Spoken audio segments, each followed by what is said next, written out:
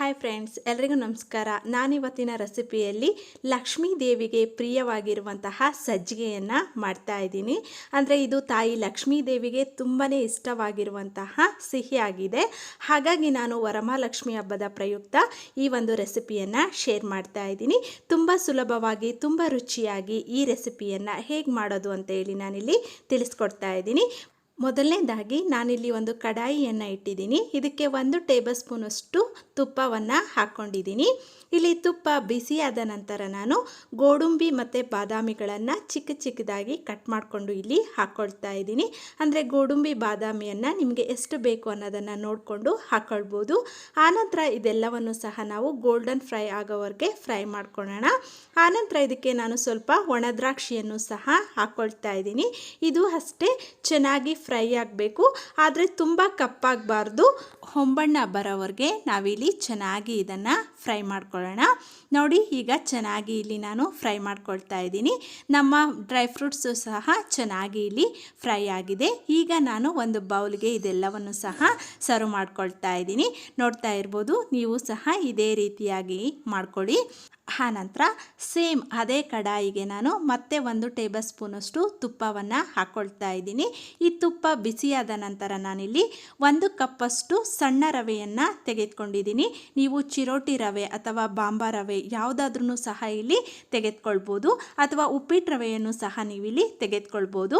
ಆನಂತರ ಇದೆಲ್ಲವನ್ನು ಸಹ ನಾವು ನಿಧಾನಕ್ಕೆ ಚೆನ್ನಾಗಿ ಫ್ರೈ ಮಾಡ್ಕೊಳ್ಳೋಣ. ಆದರೆ ಉರಿ ಮೀಡಿಯಮ್ ಫ್ಲೇಮಲ್ಲೇ ಇರಲಿ. ಐ ಫ್ಲೇಮ್ ಇಟ್ಕೊಂಡ್ರೆ ಇಲ್ಲಿ ರವೆ ಬೇಗ ಕಪ್ಪಾಗತ್ತೆ, ಆಗ ಟೇಸ್ಟ್ ಚೆನ್ನಾಗಿರಲ್ಲ. ಹಾಗಾಗಿ ಮೀಡಿಯಮ್ ಫ್ಲೇಮಲ್ಲೇ ಇದನ್ನು ಚೆನ್ನಾಗಿ ನಾವು ಫ್ರೈ ಮಾಡ್ಕೊಳ್ಬೇಕು.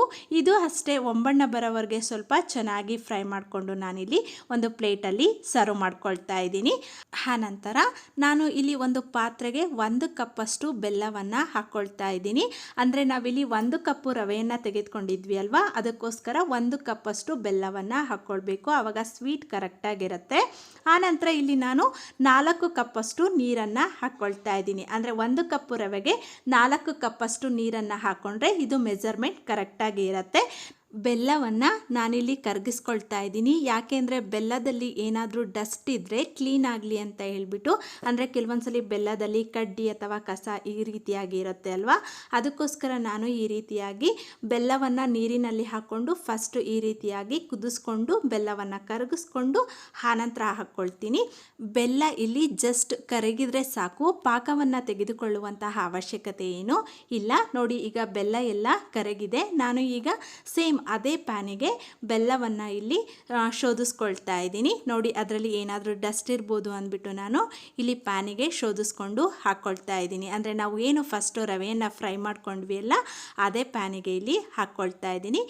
ಇವಾಗ ಇದು ಸ್ವಲ್ಪ ಕುದಿ ಬಂದ ನಂತರ ನಾನು ಮೊದಲೇ ಫ್ರೈ ಮಾಡ್ಕೊಂಡು ಇಟ್ಕೊಂಡಿರುವಂತಹ ರವೆಯನ್ನು ಹಾಕ್ಕೊಳ್ತಾ ಇದ್ದೀನಿ. ಅಂತಂದರೆ ಸ್ವಲ್ಪ ಸ್ವಲ್ಪನೇ ರವೆಯನ್ನು ಹಾಕ್ಕೊಳ್ಳಿ. ಒಟ್ಟಿಗೆ ನಾವು ಹಾಕ್ಕೊಂಡ್ರೆ ಇದು ಗಂಟುಗಳಾಗ್ಬಿಡುತ್ತೆ. ಹಾಗಾಗಿ ಸ್ವಲ್ಪ ಸ್ವಲ್ಪನೇ ರವೆಯನ್ನು ಹಾಕ್ಕೊಂಡು ನಾನು ಈ ರೀತಿಯಾಗಿ ಮಿಕ್ಸ್ ಮಾಡ್ಕೊಳ್ತಾ ಇದ್ದೀನಿ. ನೋಡ್ತಾ ಇರ್ಬೋದು, ಅಂದರೆ ಇಲ್ಲಿ ರವೆಯನ್ನು ಚೆನ್ನಾಗಿ ಫ್ರೈ ಮಾಡಿಕೊಂಡ್ರೆ ಆದಷ್ಟು ಗಂಟುಗಳು ಆಗೋದಿಲ್ಲ. ಅಂದರೆ ನಾವು ಚೆನ್ನಾಗಿ ಫ್ರೈ ಮಾಡ್ಕೊಂಡಿಲ್ಲ ಅಂತಂದರೆ ಇದು ಸಜ್ಜಿಗೆ ಗಂಟಾಗ್ಬಿಡುತ್ತೆ. ನೋಡಿ, ಈಗ ನಾನು ಎಲ್ಲ ರವೆಯನ್ನು ಹಾಕ್ಕೊಂಡು ಫ್ರೈ ಮಾಡ್ಕೊಳ್ತಾ ಇದ್ದೀನಿ.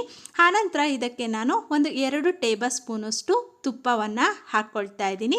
ನೀವು ಇನ್ನೂ ಸ್ವಲ್ಪ ತುಪ್ಪ ಬೇಕಂತಂದರೆ ಹಾಕ್ಕೊಳ್ಬೋದು. ನೋಡಿ, ಇವಾಗ ಇದೆಲ್ಲವನ್ನು ಸಹ ಚೆನ್ನಾಗಿ ಮಿಕ್ಸ್ ಮಾಡ್ಕೊಳ್ಳೋಣ.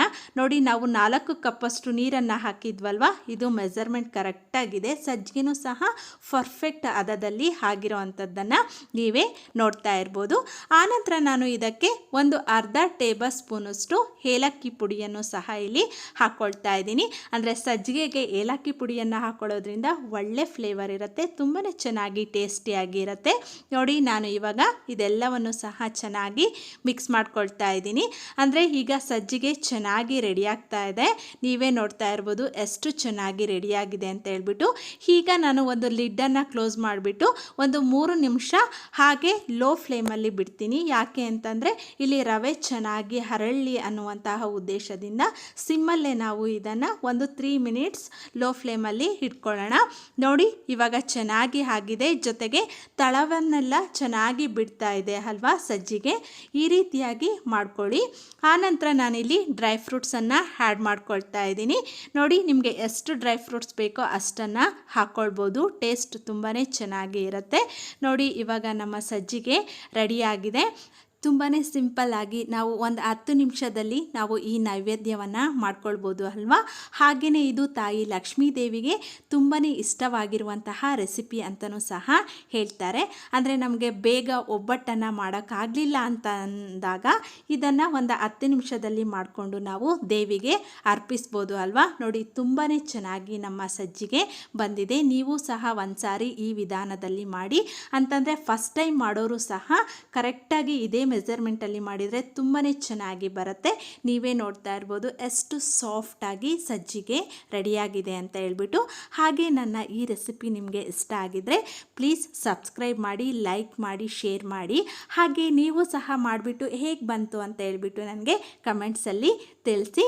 ಹಾಗೆ ನನ್ನ ಚಾನಲ್ಗೆ ವಿಸಿಟ್ ಮಾಡಿದ್ದಕ್ಕೆ ನಿಮ್ಮೆಲ್ಲರಿಗೂ ಧನ್ಯವಾದಗಳು.